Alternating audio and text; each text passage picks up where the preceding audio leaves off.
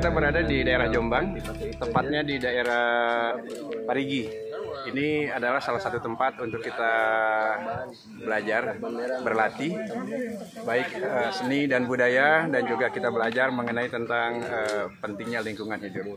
Nah, saat ini kita sedang berada di satu tempat latihan yang luar biasa. Ini kita melihat di sini banyak sekali pohon bambu. Di sini menambah keasrian, dan kita manfaatkan di sini untuk latihan panahan. Latihan panahan ini adalah untuk melatih bagaimana kita mencoba bersabar, melatih kesabaran, dan melatih bagaimana kita mengarungi hidup. Bahwa filosofi panahan ini kita banyak sekali yang harus kita pelajari. Nah, saat ini kita berada di daerahnya atau arealnya tempat latihan Bunda Uli Sigarusadi. Beliau adalah salah satu pemerhati lingkungan hidup baik di tingkat nasional maupun internasional, dan siapa yang tidak mengenal dan masih punya rasa peduli yaitu terhadap salah satu budaya, yaitu alat panahan tradisional, yaitu salah satu alat yang dipakai pada saat peperangan di zaman kerajaan Pajajaran. Di zaman Pajajaran ada dua jenis pemanah, yaitu pemanah putri yang disebut walet Pajajaran. Yang kedua basura Pajajaran, yaitu untuk laki-laki, dan akan dilombakan nanti di Sumedang pada bulan Desember yang akan datang. Nah, teman-teman semua, ini adalah luar biasa. Ada Kang Novi lagi latihan. Terus juga ada teman-teman dari Pramuka, ada juga dari Kang Joni, Kang Joni. Halo. Kang Joni dari teman-teman dari komunitas Padung Utara, Pasar Lama, Buntekyo.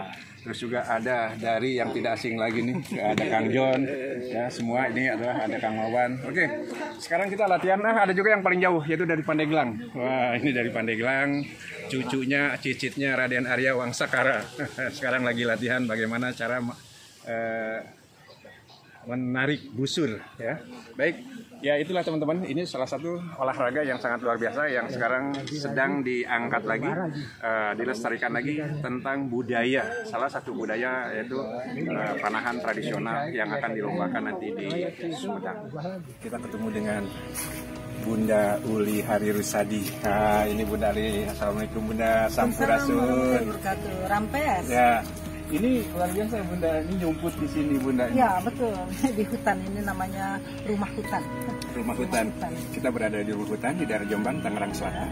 Ya, saat ini saya ikut latihan panahan tradisional. Ya, ini tempatnya Bunda Uli.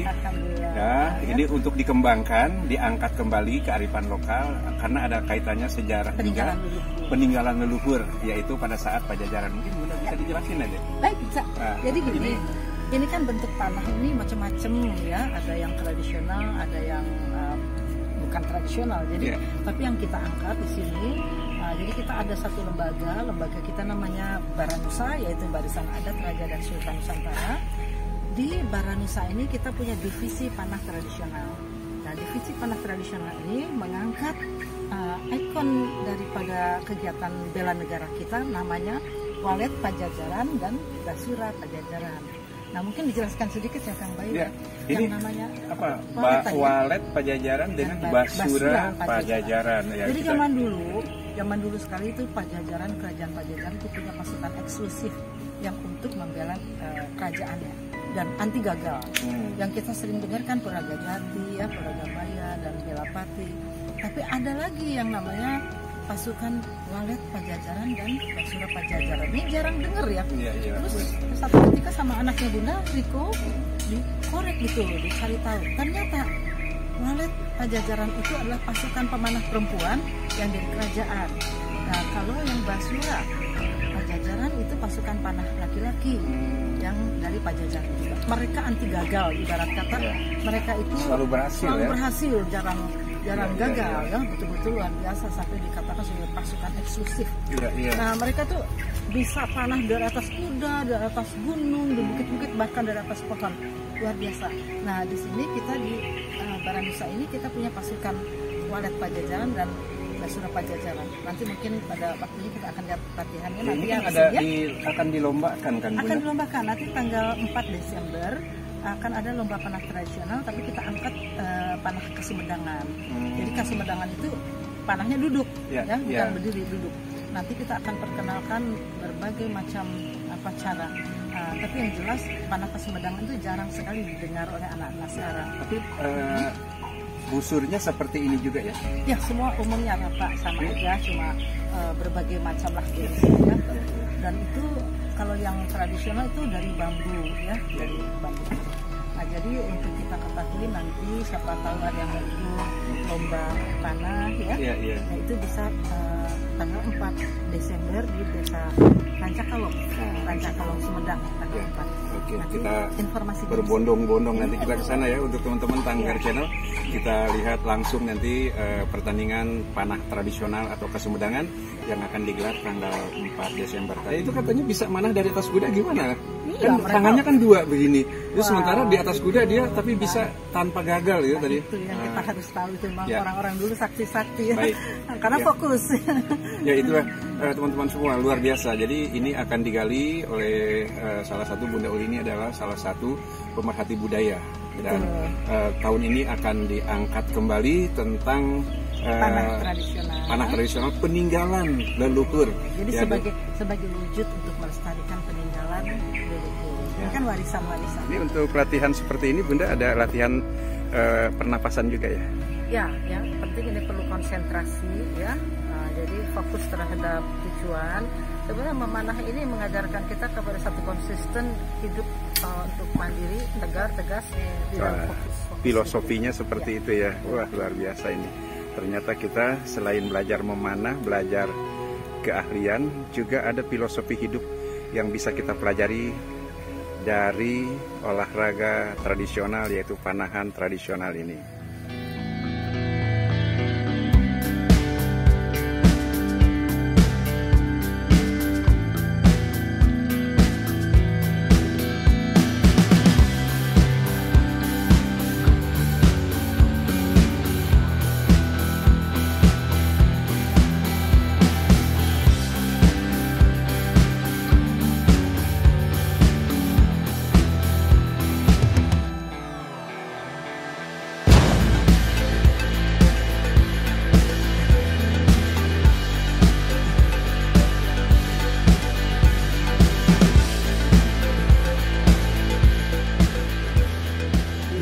Ya tadi kita menyaksikan ya beberapa teman bagaimana mencoba tanpa pengetahuan dulu. Kita ingin tahu semua bagaimana narik busur.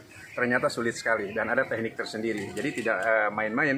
Tapi tadi kita mencoba bagaimana menarik busur begitu sulitnya. Sulit ya. Tadi teman-teman ada yang kena sasaran, ada yang tidak, bahkan ada yang jauh melenceng. Nah kebetulan sore hari ini ada Kang Alun nih. Kang Alun, nah ini salah satu pelatih yang ada di Garuda Nusantara. Kang Alun, ternyata ini sulit banget. Mau latihan apa namanya, teman-teman pengen latihan apa? Panah tradisional. Kan mungkin bisa dijelasin tekniknya Kang Alun. Ya silakan Kang Alun. Memang bismillahirrahmanirrahim. Assalamualaikum warahmatullahi wabarakatuh. Waalaikumsalam. Baik teman-teman, sebelumnya saya akan menginformasikan dulu ya. Panah ini panah standar, sama juga dengan panah yang jemparingan ya. Ini namanya standar, panah jemparingan. Ini jemparingan tuh jemparingan. Jemparingan itu tradisi. Ini standar bow, ini buat lomba nih biasanya. Kalau ini jemparingan ini biasanya dipakai di keraton di Jogja, entah itu pokoknya di keraton-keraton sistem panahnya seperti ini. Kecuali ada Kasemedangan ya.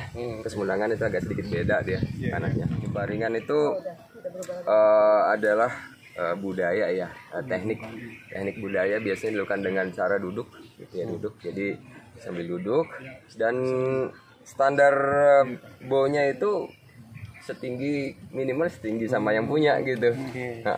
Jadi tingginya itu sama dengan yang punya gitu ya, karena pada saat posisi duduk dia agak sedikit miring sekitar 45 derajat. Nah itu ditarik, ini biar nggak terlalu gesok gitu ya, kalau misalnya dilepas kan gitu ya. Jadi ini gesok di tanah gitu kadang-kadang gitu. Jadi ini harus pas gitu memang. Teknik benar, kita standar berdiri ya. Yangnya di sini biasanya ada lens, kita berada di tengah lens, kaki kita di sebelah sini satu. Nah ini ada lensnya. Terus posisinya ini harus selalu posisi di bawah gitu ya. Pertama kita knocking anak panah ya. Knocking seperti ini misalnya. Ini masuk dari sini. Ya. Ini knocking. Nah, kita perhatikan yang warnanya berbeda. Misalnya warnanya ini kan hijau-hijau sebenarnya ya. Berarti yang warna berbeda kuning itu harus ada di luar sebelah sini gitu. Yang kedua itu posisi draw nih ya. Ini posisi seperti ini. Ini memastikan di depan itu posisi persiapan untuk memanah gitu ya. Pada saat kita menarik, ini full draw ya. Full draw. Standarnya itu kita string ini mengenai mulut dan hidung nih. Nah, terus ini memang variasinya ada banyak. Ada yang seperti ini, ada yang seperti ini gitu ya. Terus ada yang lepas juga, ada yang kayak Jepang itu. Nah, gitu ya. Kecuali atletnya ya, tapi tradisionalnya dia lepas ya. Nah, gitu. Nah, memang seperti itu. Ada 3 teknik ya di dalam. Mungkin bisa diperlihatkan dengan melepaskan satu busur aja. Oh iya. Nah, ini urutannya tadi ya. Pertanyaan stand dulu seperti ini. Knocking, draw, Tarik, full draw, release, evaluasi gitu ya. Jadi ada 5 step di situ. Gitu kan. Ini kita akan lihat dulu. Fokus ke depan. Oh iya, ada satu lagi. Pada saat kita draw, ini nggak boleh terlalu ke atas seperti ini. Iya. Kalau di pertandingan kena dis nih. Nah, draw gini seperti ini. Tapi dia harus lurus sini, baru tarik. Nah, dia anchor di dagu. Pada saat dia anchor di dagu, ini tinggal di keker, arahnya sesuai dengan keinginan, gitu ya. Nah, ini contoh ya. Seperti itu. Jadi arrow ini macam-macam. Ada yang dari seperti ini dari bambu, ada yang dari kayu, ada yang dari fiber, ada yang dari platinum ya, untuk lomba biasanya dari platinum. Terus ada yang istilahnya itu dari karbon, gitu ya. Ada macam-macam sih, gitu ya. Biasanya sih kalau yang standar buat anak-anak itu yang tribut. Ya. Nah, ini cukup ringan ini arrow-nya ya. Jadi mungkin nggak terlalu tarik juga. Jadi biasanya dalam pertandingan dia dikasih 3 anak panah terlebih dahulu untuk evaluasi. Nah, setelah itu latihan ya. Iya, dia untuk memastikan posisinya yang tepat di sebelah mana. Oke, teman-teman, ini adalah salah satu sekilas penjelasan dari pelatih panah yang ada di sini, yaitu namanya Kang Alun. Mudah-mudahan bisa bermanfaat untuk kita semua. Kita melestarikan budaya Nusantara. Apalagi ini adalah alat perang pada saat zamannya Pajajaran.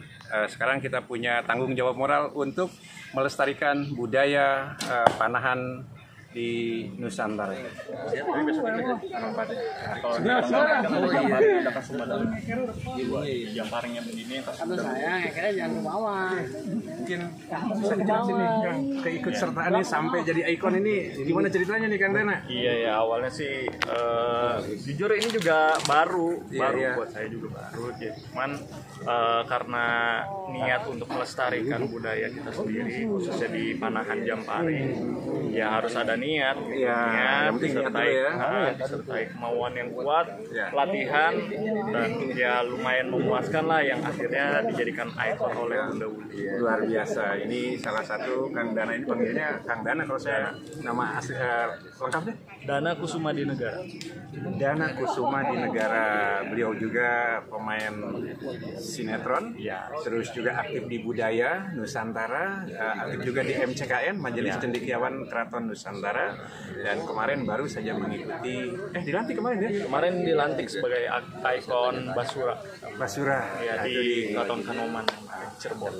Besok kita ketemu dengan Kang Dana ini di Sumedang tanggal 4 Desember 2021 dalam rangka lomba atau kejuaraan panahan tradisional Walet Pajajaran dan Basura Pajajaran.